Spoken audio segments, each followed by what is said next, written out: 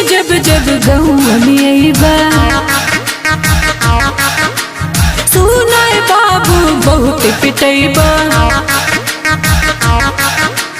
रतिया में जब जब गहुआ में अइबा सुनाए बाबू बहुत पिटैबा। खाए के भरपूर तोहरा मिलल हा कि ना, खाए के भरपूर तोहरा मिलल हा कि ना।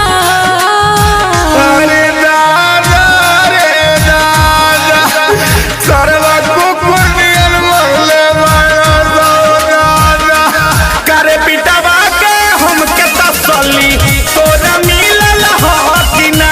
करे पिटवा के हमके तसल्ली तोरा मिलल हा कि ना। म्यूजिक बाय सुग्रीव सा।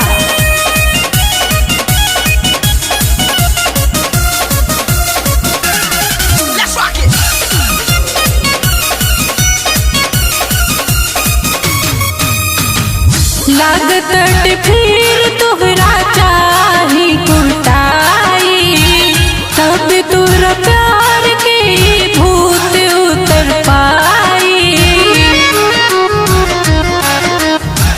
कह दो अपना दीदिया से ले आवे दवाई बेहिया के दर्द हमार तो बेन जाई।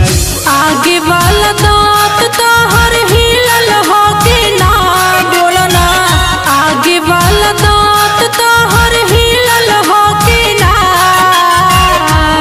अरे दादा एक बार बोला लगा उनके देख डाले कितना मरले वैसो। करे पिटवा के हमके तसल्ली तोरा मिलल हा कि ना। करे पिटवा के हमके तसल्ली तोरा मिलल हा कि ना।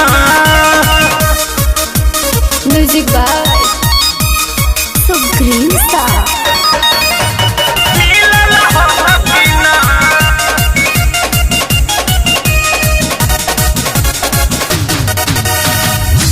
राइटर अनूप तू सुधार ला रहनिया बने वाला बिया दिया दीपक के कनिया।